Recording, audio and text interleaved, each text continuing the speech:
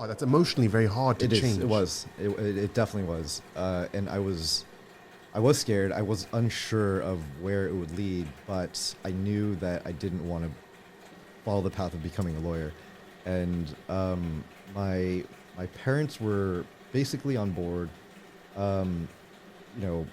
had their own company too, so they understood what it took, what the risks were, what the thinking was.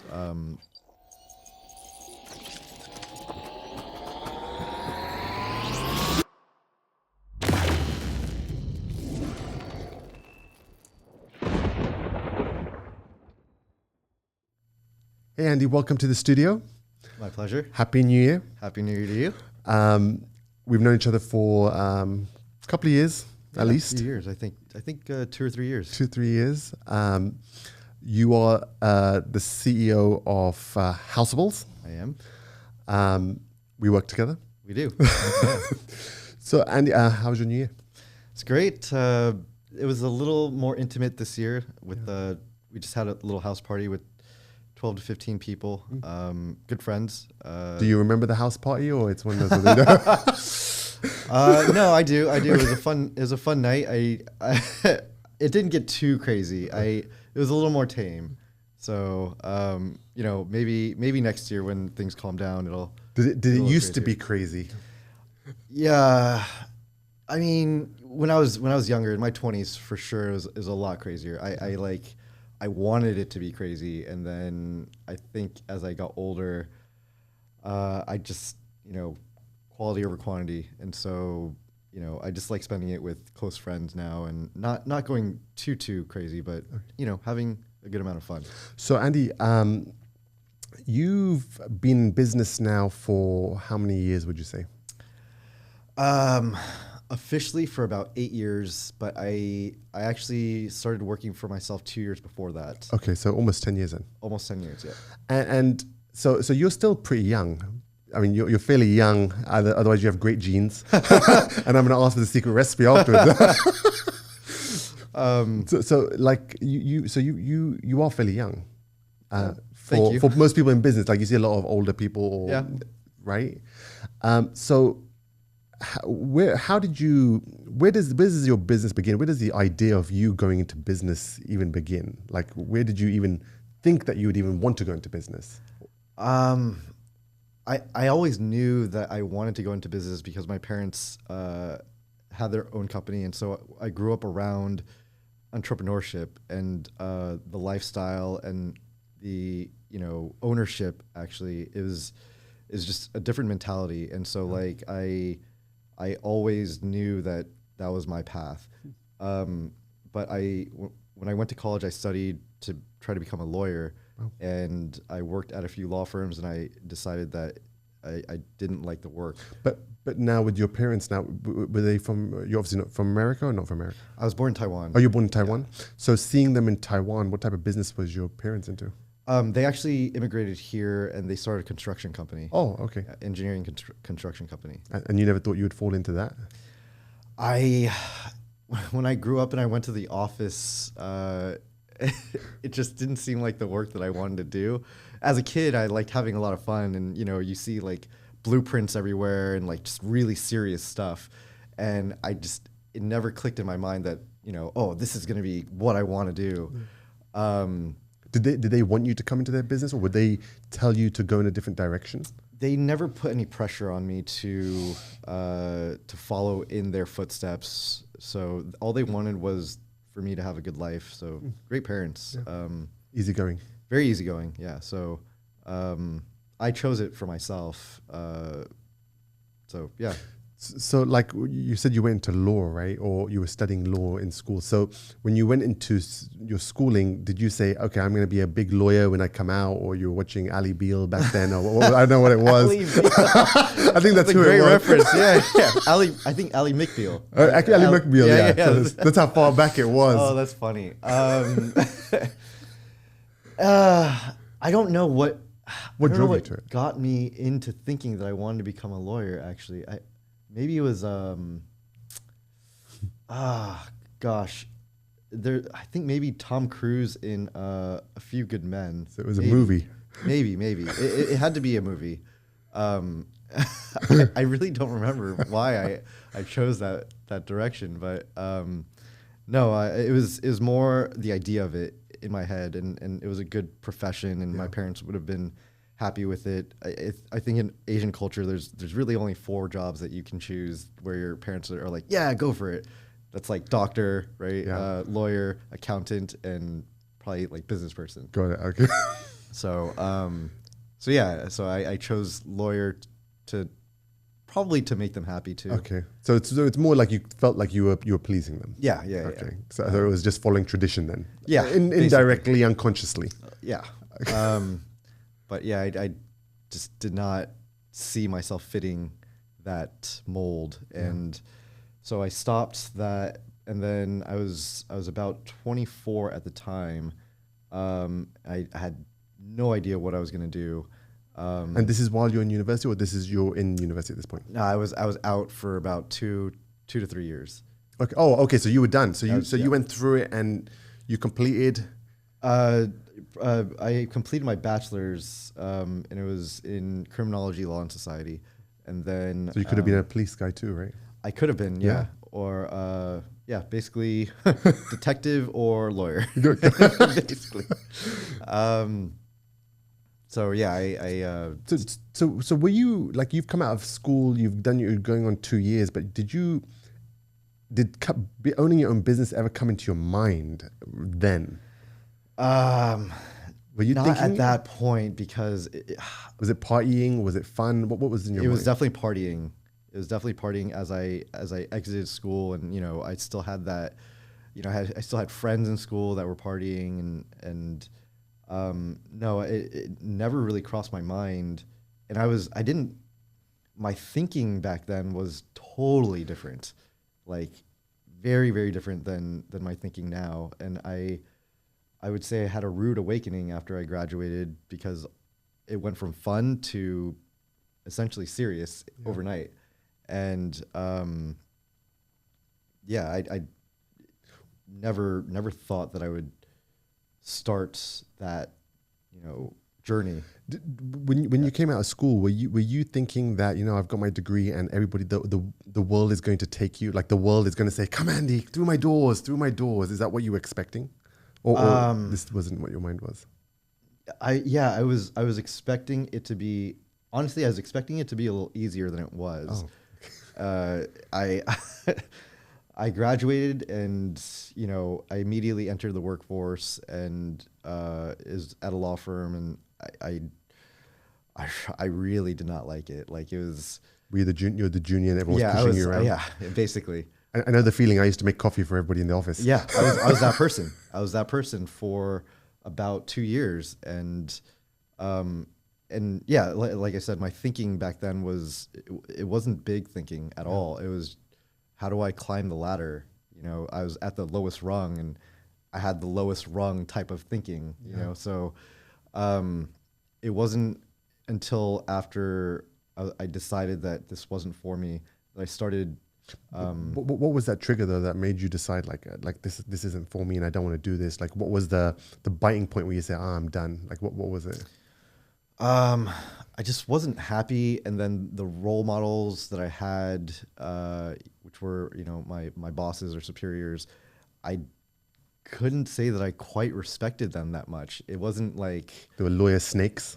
Were they the lawyers who were throwing things in the back of cars, or what type of lawyers? No, not like not that bad, but they. So you think Law and Order is not telling the truth? Right?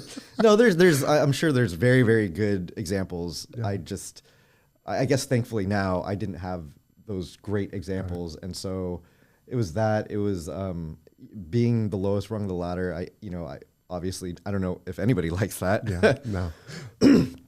And so, yeah, one day I felt like if I'm at the lowest rung of the ladder and then they're at the highest rung and this is what I'm aspiring to be, I didn't see it. And so I started having this crazy thirst for knowledge, because I was like, okay, I know I'm not going to do this, but then if I don't do this, like, where does that leave me? And so I just started reading a lot of books and listening to a lot of podcasts, and basically, there are two takeaways from all the books and podcasts. One is, if you're going to start a business, you should do it while you're young, because you can make a lot of mistakes when you're young. You don't have a lot of responsibilities. You don't have a family. And yeah, if you fail, you could just go get another job.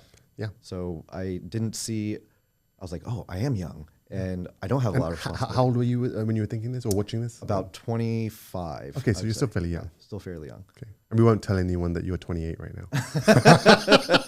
No one can see this. No.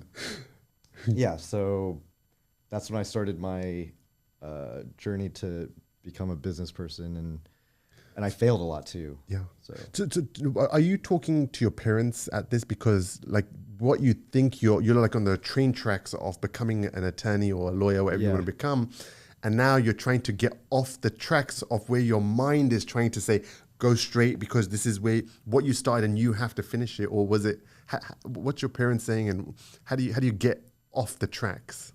Because that's hard. That's emotionally very hard to change. It was. It definitely was. And I was scared. I was unsure of where it would lead, but I knew that I didn't want to follow the path of becoming a lawyer. And my parents were basically on board.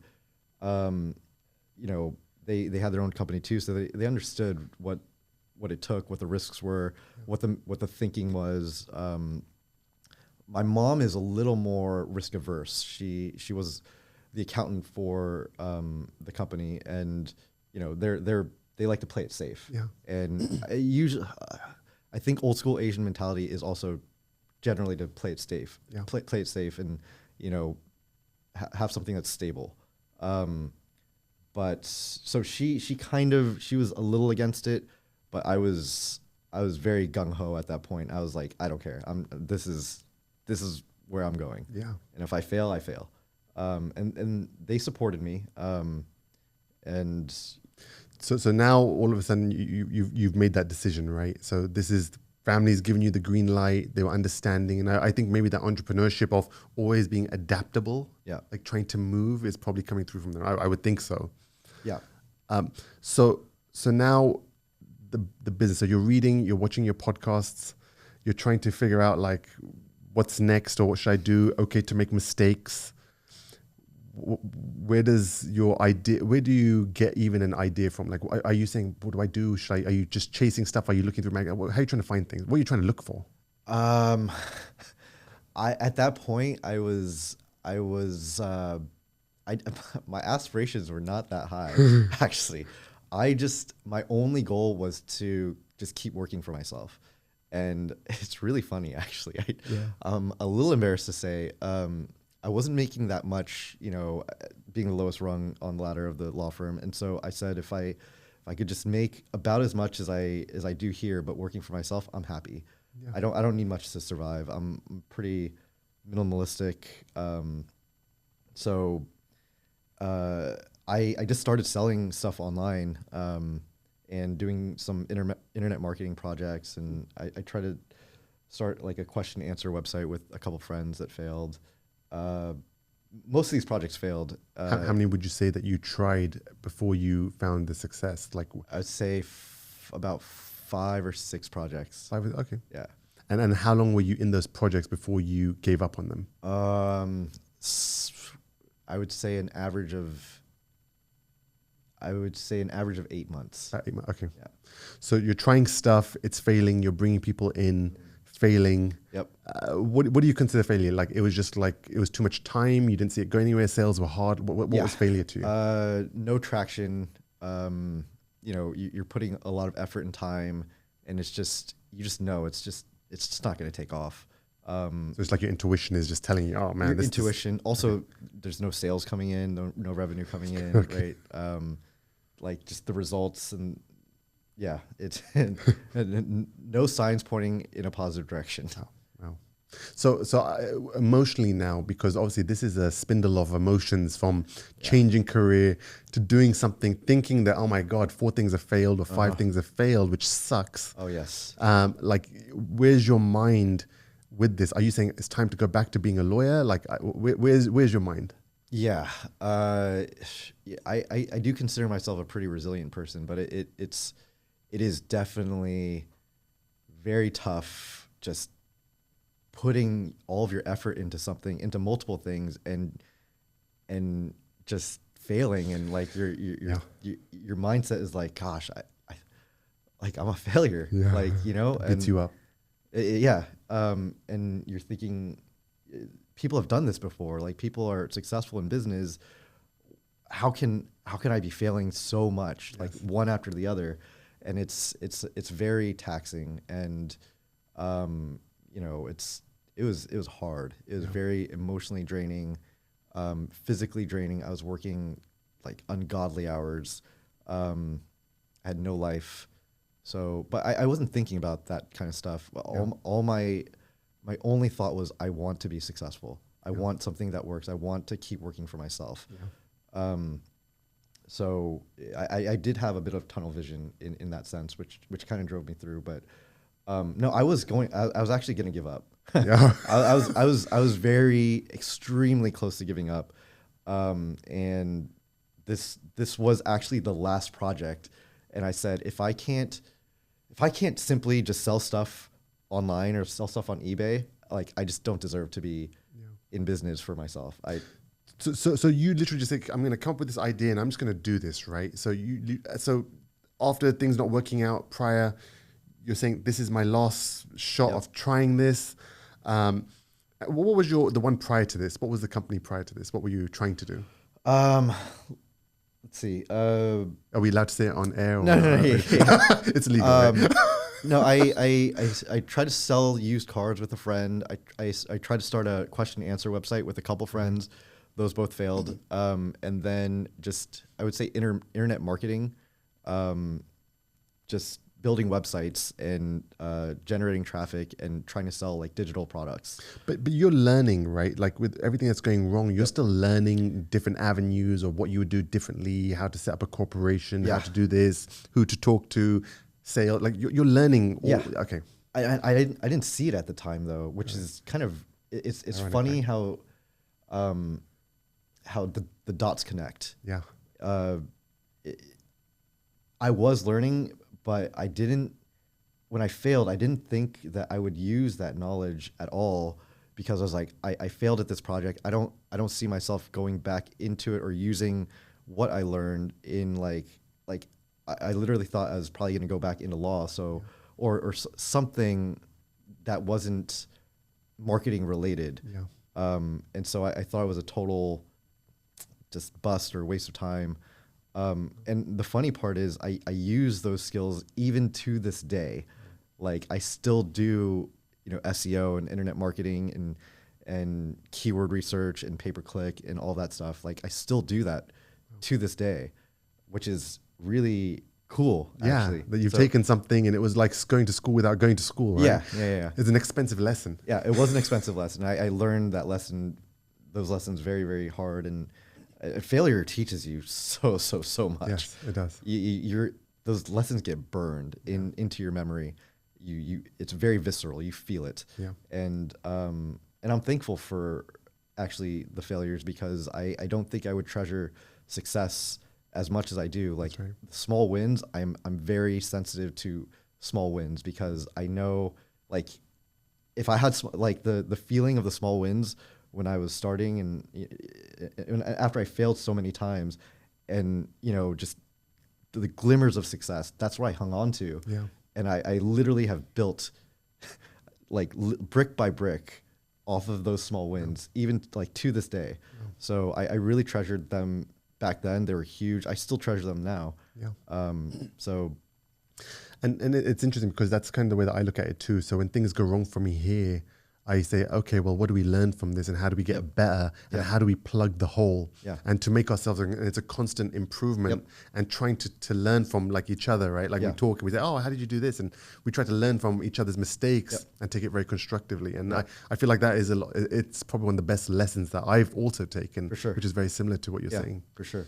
1,000%. So now you're getting your company off the ground. You're doing your last shot, right? Yep. Now, are you nervous with your last attempt again? Oh yes, Even more than ever, or this is more confidence, or this is not confidence. you're doing this with a blindfold on, right? It was more desperation, I would say. I tell everybody when people ask me like, how did you do it? Like, how'd you do it? I was like, I was desperate. I really was. After failing so many times, confidence was out the door. It was more survival. I did everything that I could, everything that it took to make it work. Yeah. And yeah, my mind, that was my only mindset. Like, I will do whatever it takes. I don't care. Yeah.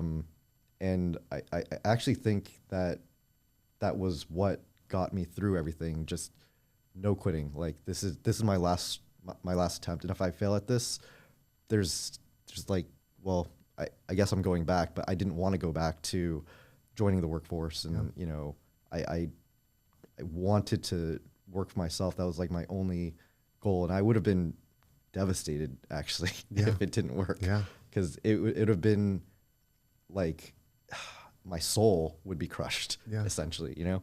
So. And where are your parents in this? Are they still supporting you, saying, Andy, you know, you can do it this time, Andy? What's your parents saying to you? They say, don't worry, we have a room ready for you. Rent doesn't start until 2024. They were even more supportive actually, because I think they saw that I was going through it. I was having a very tough time, and they were like, just, you know, don't worry about, you know, the failures. You know, they're pretty positive, but I don't think I told them as much because I don't like sharing failures. You know, especially not with your parents, not with my parents. I want to be seen as someone who's doing really well and proud, and be proud of me, right? Yeah. The partner I was with at the time, though, this was kind of sad. She after this was like the fifth or sixth attempt at, you know, fifth or sixth project, and she was like, what are you doing?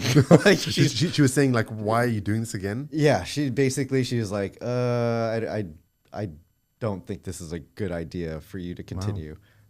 In so many words, and that was pretty tough. Because that's like you're already beaten down, and now you have someone who's beating you down a little bit more. It didn't come from a bad place. I knew, you know, it was out of care. Yeah. But that was tough.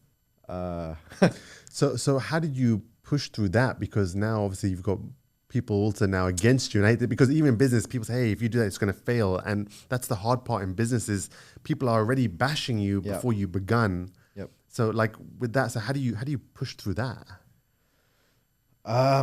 Is it that you blindfold, now you plug something in your ears? Basically, yeah. It was just persistence. I am, no matter what happens, I have to give this my all. Yeah. Like, no matter what. And if I don't, then I will never forgive myself. So it doesn't matter what people say, doesn't matter what I see, like, you just have to keep going. Yeah. It's as simple as that.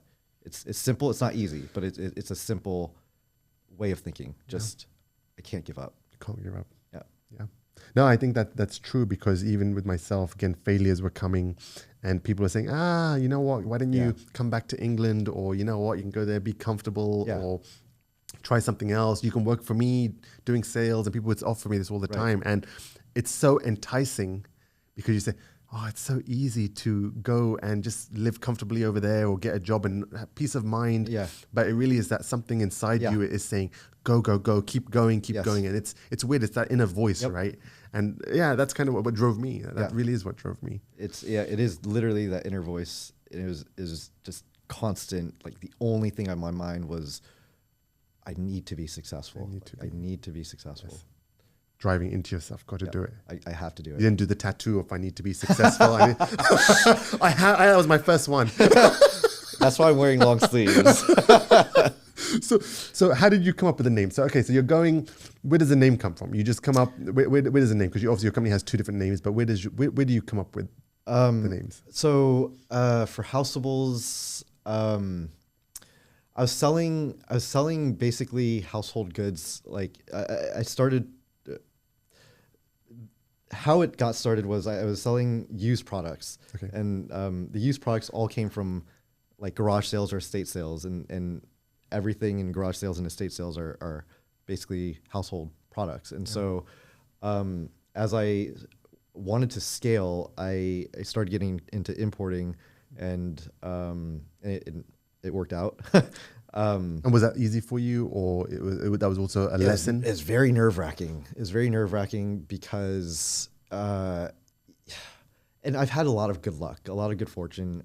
But you're wiring money overseas, a lot of times to people you've never met before, and you do hear stories or you go on forums of all the bad stories. Yes. Right. And the bad stories are, I wired this money and I never saw the product. And I thought it was worse when you wire the money and you're expecting to have like, let's say, tools, and it ends up coming with pieces of paper. That's more of the scary one, which I've seen when we're opening the doors. Oh no, yeah, oh gosh, I would have been so devastated if that did happen early on, especially.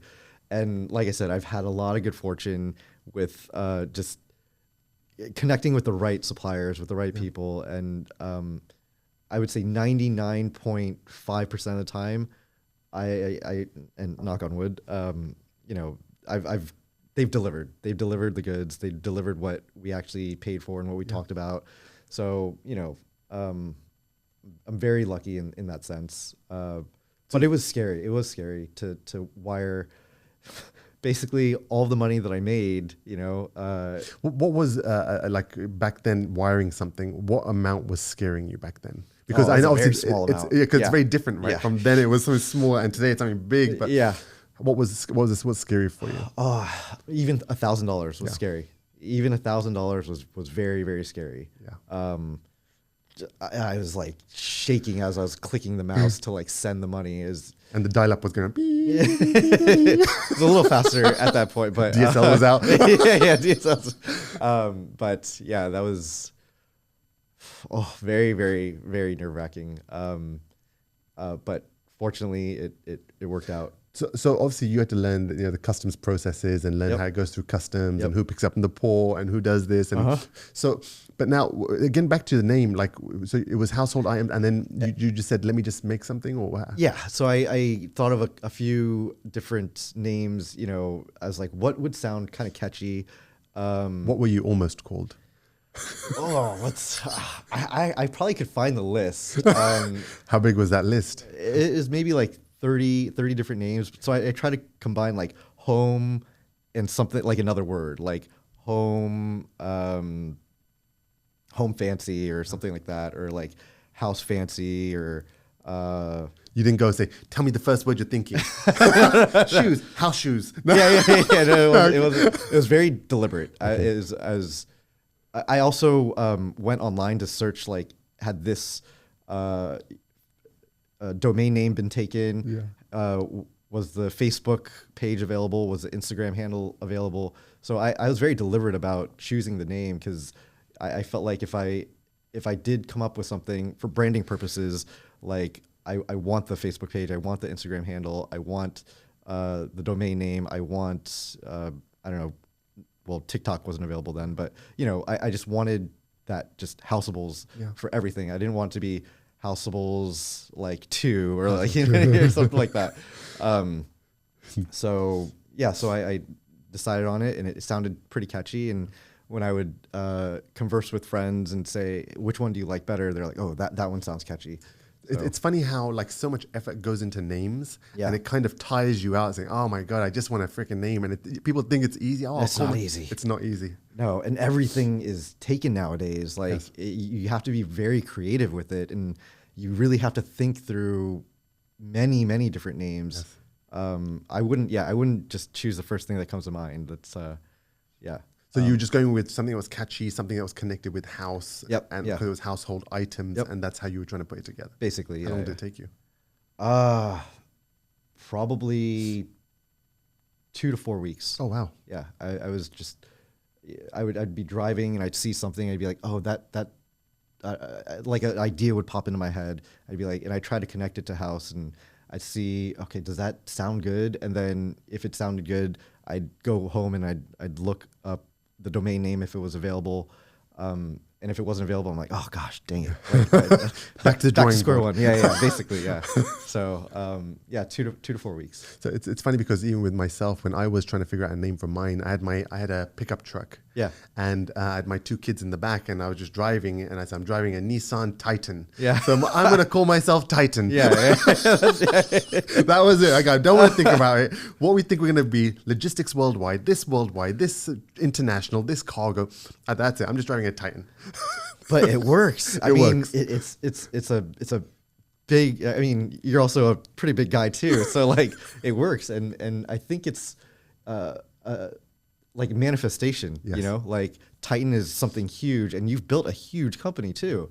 So it's awesome. So yeah, the name does play a part of it, Yeah. right? Yeah, it Yeah, does. yeah. So okay, so you're getting going now, right? So where does your first success, or what you think success is? What's your first win? What's your first win where you say, "Oh my God, man, this thing does work"? When do you feel that? Because obviously you're going through this and don't even know if your product that's arriving from China in 4 weeks is going to go on the shelves, go onto eBay, wherever you're going to sell it. Where do you feel like you have your first win? When I first started, just like I said, I was going to like estate sales and garage sales, and I was buying the most random stuff, literally the most random stuff. So you're almost the lawnmower man. Yeah, literally, I literally, and I would get the most random stuff, and I'd put it up on eBay, and it was a lot of work because every item, used item, is essentially different, so it requires a new listing. But I would buy like this 1970s like receiver or something like that from, gosh, it's a pretty well known brand at the time. I totally forget what it was. RCA, RAC or something, right? Was it? Yeah, something like that. Okay. And people would buy it for like $500, and I would get it for $5, and I would be like, Damn. whoa. Like at my first lesson was, people will buy anything. Like it doesn't matter what you think, it's what the market responds to. Yeah. And I was amazed at what people would buy. I do the research, you know. I'd see like the sales history of certain similar items. Yeah. But even then I'd be like, no, there's no way people would buy something like this. But it'd be like, it's $5, whatever. So I would get it, I'd list it, and then within a week, boom, like it's like there'd be bids on it. People would like actually be interested in it. Yeah. And I was like, what is going on? Like, yeah, I have no idea why this would sell.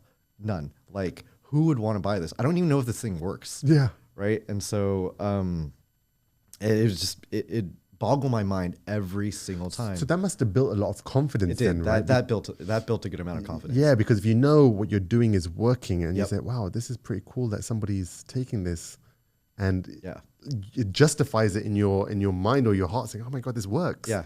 So from that would you say that's your biggest win then? It was the garage, or yeah, those because the company is evolving at this point, right? Because this is just you just trying to make a buck to get by, trying to make it happen, and just trying to create something. Yes, yeah. Those were immense, even though they were pretty small wins. In my heart, in my head, they were immense for me because it was almost like a proof of concept, or like it proved to me that this has wheels. Yeah. Even if they're like small, extremely tiny wheels, like this at least has wheels, and I think I could survive doing this. I could, even though it was super like draining and a lot of hours, I still got the idea in my head that I could keep doing this for years, and I would be happy doing it. And then I would say the next small win is I started going to. I was getting a little tired of creating all these different listings. It was I have to do research on the product too. Yeah. So with your first 500, actually, the question I have: did you throw it to your girlfriend and say, "There you go, I made it"? No. You didn't do that. No, I'm pretty humble, and I was hoping there was a comeback. That's why. no, no, I put it back into the business, and but no, well, I would tell her that, like, of all these things that people would buy, I'd be like, well, I can't believe someone just bought this. Like, this is crazy. $20 today. Yeah. 20. Yeah. So after that, I started going to auctions, and then I remember coming. So what do you mean you were going to auctions? So you started going to auctions too, like where they're bidding on stuff? Yeah, like wow. customs auctions, actually. Oh, wow. So, That's interesting. Yeah, it was very interesting. So customs would seize a lot of, products that weren't supposed to come in, and then they would turn around and sell it to the public. So it's actually interesting because what happens is when people don't clear something at the like at the airport or the port, customs will eventually take it into general order, and it now goes into the auction after, I know it's 3 months or 6 months or a year, I don't remember what the timing for it, and you can buy what you have. Yeah. So you started doing that? So I started doing that, Wow. and I came away with like these swivel sweeper type things, and it was like 1,000 units of it, and I think I got it for like $1 a unit, and then I sold it for like $30 a unit. Oh, damn. And it was the first listing where I created one listing, and I actually had 1,000 units of something, and that actually spurred the idea to get into importing, actually, because I was like, this is amazing. Like, I could create one listing and basically just do work one time and have it pay off again and again and again. So I started thinking of other ways to do that. Obviously, the margins weren't going to be as great, because when you're buying something for $5 and selling it for $500, or when you're buying something for $1 and selling it for $30, margins are ridiculous, astronomical. But then, you start buying something for like $15 and then selling it for $45. The margins aren't as great, but the trade-off is you're doing work only one time, and so yeah, I figured out that I should start getting into importing because, well, I'm Chinese, and I think it is probably the best fit for me. And so I started going to China and starting going to trade shows. Also, my first order was Alibaba. Oh, okay. And it was wiring money overseas, and that was, at least Alibaba gives you a guarantee nowadays. Yeah, they do now. Yes. Before, not so much. No, it was Alibaba and just disappear. Well, No, I'm just joking. You still could see like how many years they've been in business, if they have like a gold badge, things like that. So there is some indication of trust. So what made you go to China for your first experience there? Like what was it you were going for? Because that's a big bold move when you're just saying, okay, I'm going to go to China now. Were you going by yourself, or did you take a couple of friends with you, or how did you do that? Actually, my first time was with a friend, and it was with my dad too. Actually, my dad, I believe he was in China at the time of one of the trade shows, and so he actually scoped it out for me, and he would take like pictures and videos, and I was like, after he sent me the pictures and videos and the catalogs, I was like, oh, I need to go to this. Like this is absolutely something that is going to work, and it did actually. I found a bunch of suppliers. Even in my first trade show, I think I found a good 30 products that would work, and I was ecstatic. It was a big win, actually, and I've actually been every year up until 2019. Wow. How is everything over there when you go there? How's the lifestyle compared to America? Like, how is everyone treated there? It's different. It's definitely different. People are generally nice. The lifestyle, well, when I first got there, I chose like the cheapest hotel, so it was not glamorous at all. I really just went there just for work, and I didn't have too much money to. How much did you spend in the hotel over there? I think it was like $30 a night. Was there someone next to you saying, "Good night"? No, the room was tiny. It was so small. But yeah, it was $30 a night, and I did not splurge whatsoever. Could you brush your teeth while you were lying in bed? Something like that. It was almost that small. I'm not even joking. It was pretty bad. But I still had the tunnel vision of like I'm here for work. I don't care about where I'm living. Like I'm going there to sleep. And even then, like I didn't even sleep that much because I was so excited about like the opportunity. So I'd go to sleep. I'd wake up really early. I'd be like one of the first people at the trade show, and yeah, it was a great experience actually. And you know, like the perception of how people look at business, right? Yeah. Like every youngster who wants to get into business and says, I'm going to own a business one day. Do you feel like you lost a lot doing this? Like a lot of your fun time of the years that you want to enjoy. Did you miss any of that stuff, or do you feel like you wish you'd done things, spent more time with friends? Like, were you happy with the way that you did it? I was very happy with the way that I did it. Actually, I definitely had a lot of fun in college. So I somewhat got that out of my system. Looking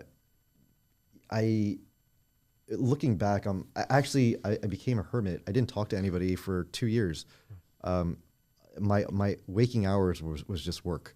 I was working about 16 hours a day, 7 days a week. This is when I was failing. So I literally had no other time for friends, but I wasn't thinking about that. My mind was all about knowledge, trial and error, trying to make things work. So no, I don't think I missed out at all. It was one of the most rewarding but difficult times in my life, and I learned like the most I've ever learned in my life, and I established very good habits too. Some that I still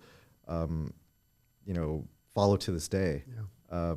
I started reading. I never liked reading when I was in college or even in high school, but I got in the habit of reading books, and I still read a lot of books today, to just kind of sharpen my mind or not get complacent.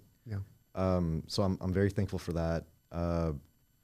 And friends will always be there, the good ones. So right now, obviously, your company has grown significantly. Yeah. And from where you were then to where you are now, is it still in awe? Like, wow, look what's happened. Like, are you still like, oh yes, surprised like that you pulled off all this stuff together, and you have all these people are relying on you? Oh yes. Yeah, I would say I think about that pretty often. It is amazing. I never thought in a million years that I would be here. That I could really have. It's still surprising to me actually that that I'm in charge of all these people, and that we still see success, and that the essentially the process that I started for this project 8 years ago, we still essentially follow basically the same process to this day. I mean, we've made improvements too, but the core of it is essentially the same. So it's awesome. Do you when the company is getting to this level, like the knowledge that you think you learn, is it a constant learning for you going forward? Like, even though you've been through all that, are you constantly still learning so much today, right? Like, yes. It never ends. It never ends. Never ends. It never ever ends. Actually, it gets even tougher, I would say. And I would say, well, I wouldn't necessarily say the lessons get harder, but sometimes when we make mistakes, I would say there's two types of mistakes. Essentially, there's operational mistakes, which is mistakes that you should have known. Like you do this on a daily basis, and when you make an operational mistake, those really hurt. Yes, they really hurt because you should have known, right? And then there's experimental mistakes. Yeah. Basically, you're trying new things and you're making mistakes, which you should be making those mistakes. You Yes. should be trying everything you can and learning and trial and error. You Yeah. should be making those mistakes. Those are good mistakes. Yes. But the operational mistakes, those suck. Yeah. They really, really Yeah. suck. And I'm very hard on myself when I do make operational mistakes because I try to hold myself accountable, and it's my fault. I dropped the ball. Yeah. So it's interesting that experimental one, a lot of people don't realize that you have to try. You do. If you don't try something new, you will never know. Yep. So it's like constant try whether it fails, and maybe they're like smaller trial and failures, Yeah. but it's like if you don't try it, it could be something that is bigger than your current company, Right. And you would never know. Yep. So yeah, I value that. You know, Yeah. like I value that experimental mistake. I do too. Very much so. And we're always trying new things, and I like making those mistakes. But yeah, it's the other ones that they hurt. But what about having employees now? How has that changed, like the way that you hire, the way that you look at people? Has that also developed you? Oh yes. Because it's a very difficult thing when you're hiring people and you don't know, because somebody might be great on paper and then they're Yes. horrible in real life. Yeah.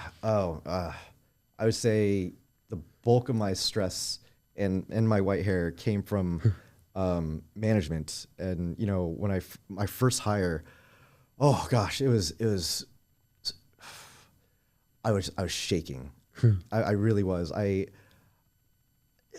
It's a huge responsibility. I think you're really responsible for someone's livelihood, and I took it very seriously. I mean, some people, they hire people, and if they're not great employers or great bosses, they wouldn't care. But I actually do care, and so when I first hired somebody, it was like having a kid. It was like, oh my gosh, I don't know, like. I don't know if I can truly afford this person. Like, Yeah. I don't even know if this business is going to be here tomorrow. Yes. Like I had no idea, but you just have to dive in and take those risks. And, fortunately for the most part, it's worked out. We've definitely made some horrible hires. Yeah. And I have a full book of them. oh yes, like really, really terrible hires. And, you're right. Like when you're interviewing people, Best foot. They always want to put their best foot forward. Nice tie. yeah, And they come in barely wearing any clothes. yeah, and I'm very I see the good in people, Yes. and so like I do. I guess they say I fall in love with people easily. Yeah. So if somebody presents themselves in a good way or tells a great story, I'm like, oh. Yeah. Like, like I'm compassionate and so like I've made those hires before, and we've kept bad hires on for way longer than we should have, many They times. say like, "Hey Andy, my cat has one leg," and I Yeah, still kept something him. like yeah, Keep me. yeah, right, and anything, and I'd be very sympathetic, and I would keep them. We don't really do that anymore. We have a really good process for it now, and I'm thankful for that. But that was a lot of hard lessons as well. It kind of forces you also to be a little more corporate, right? Yeah, it does. Unfortunately, which I didn't like that, but Yeah. it kind of just pushes you into being more corporate, just to fit everybody into the box that they need to fit into. Yes, and it's not a bad thing because you're doing that to keep the great people. Yes. And it is your job to keep the great people and to put the right people in that seat of the bus. That is my job. And so now, yeah, if somebody doesn't fit, it is actually a detriment to those great people. They bring them down. Like it's not fair to them, because if all the great people are doing great work and there's one person that's not doing great work, the other great people have to basically pick up the slack. Yes. And so, I've learned that. And so, because of that, it's better to get rid of the bad apples. Yes. So right now, like in today, like we're doing all your stuff, like with all this inflation stuff and logistics costs, and how does that affect you? Like, because right now the markets are ridiculous. Oh, it's crazy. I would say, I mean, I'd love to be more proactive than reactive. I would say we're we're essentially reactive now. Like there's so many changes that are going on, and it's hard to keep up. But I think we have pretty good fundamentals, and we have an outstanding team, and I would say that's what keeps us going. But it is very difficult with container rates, supply chain, inflation. It's difficult to hire. Like there's a myriad of problems, but I don't.